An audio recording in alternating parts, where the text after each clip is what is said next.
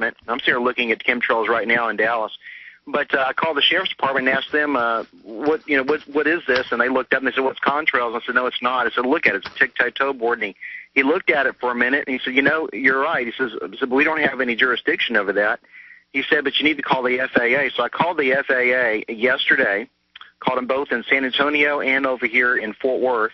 I recorded the conversations, and they first tried to tell me it was just contrails, that I didn't know what I was talking about. Then, but they didn't realize I've been listening to you for a couple of years. So I hit them with what they're pouring out up there on us, and I told them that it's probably all tied to HAARP, which is a lot of investigators believe it probably is, to where they can send this electromagnetic waves through this. By the way, there's more than one array. They've got 6 in Europe, a couple in Russia, some in China, and several in the U.S. and Canada. That Alaskan facility is not the only one. Well, and I was in Spain this last summer, Alex, down in the Andalusia, down there in the southern Spain. Here comes a plane way up there about 40,000 feet spewing chemtrails. I mean, it's not there's a big difference between a contrail like when you and I grew up. No, a condensation trail we all grew up watching, stays there for a few seconds or a few minutes. It forms high up. Now they're low. They stay all day. They turn into cloud banks. And then, lo and behold, they just pulled up CBS News. They have this high-altitude aerial spraying campaign where they admit they're, quote, folks, we have a global government that does whatever it wants in secret with unlimited funds. Heaven only knows what these nuts are up to. I mean, do you understand? Yeah, I mean, I totally agree with you there. One other thing I want to say is I waited a little while to talk to you, and I've been dying to talk to you. No, we won't be able to get to other people if we don't. See how that's, but that's how it works. That's why you held, is because I do give people time. Go ahead. Yeah, and on 9/11, one other thing, they're going to have this fake trial in New York. The info I have from the investigation is Khalid Sheikh Mohammed is dead. Is that true? Well, no. They said they bombed and killed him 16 times, is the article Paul Watson wrote last year. So they claim they killed him a bunch before, because they practice lies. They set the precedent to say ridiculous things. Like they've killed the number 3 in Al-Qaeda more than 20 times now. And then they captured him. They admit they tortured his children, threatened his family. And he confessed to bombing buildings that didn't exist for 4 years after he was incarcerated. And it's just all a complete joke. It's like they said they killed Chemical Ali 5 times. Well, they captured him. They say he died in 2001, and this is what the intel I've read, and I've read a lot of different things about it. He died in 2001, and that we haven't seen any photographs, no new photographs of the guy. You always see that same one where he looks like he just got out from a night of drinking all night. That only photograph you see of him is that one, and the reason why... Well, sir, who knows? That's my whole point. There's a giant secret program spraying deadly chemicals on us. They now admit they're doing it. No one cares. Hooray, Cowboys. I love all I told you last week to tune in this week. We'd have big guests. It doesn't stop with Chuck Norris. Just going to leave it at that.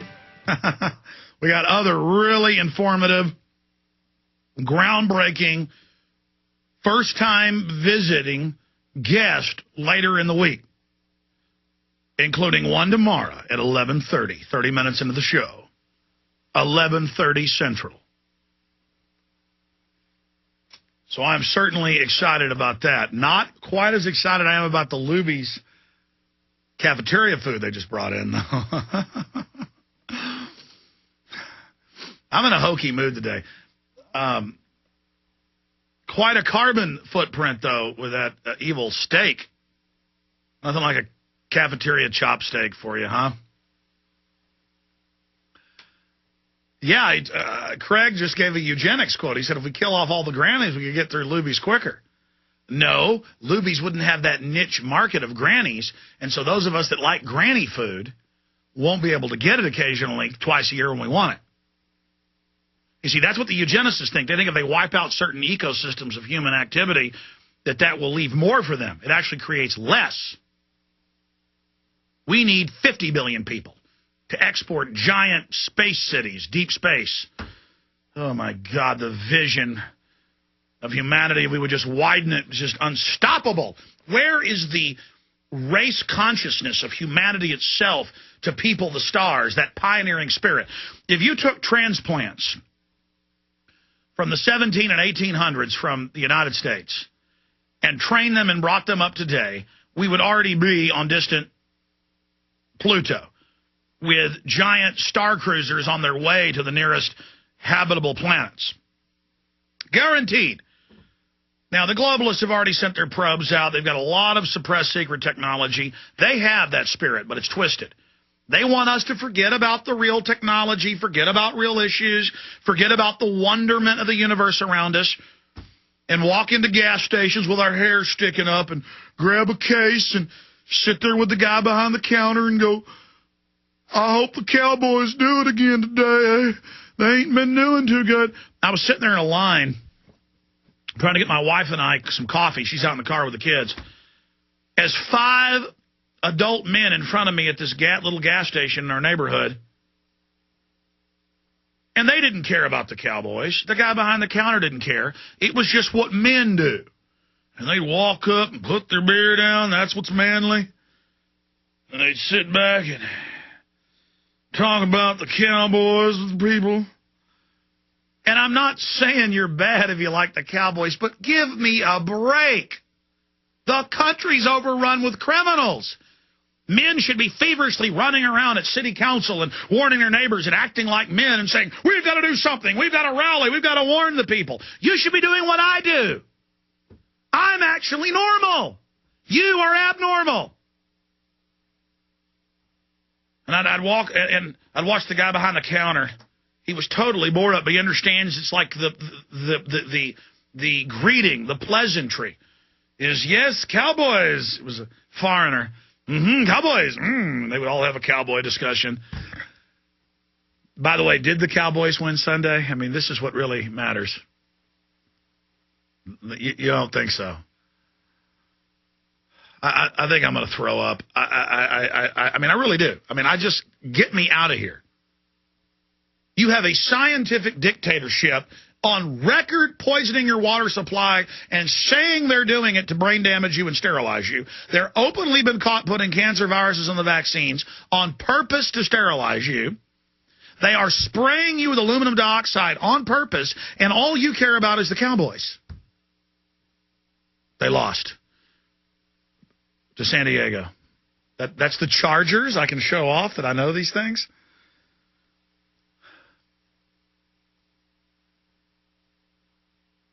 It's just,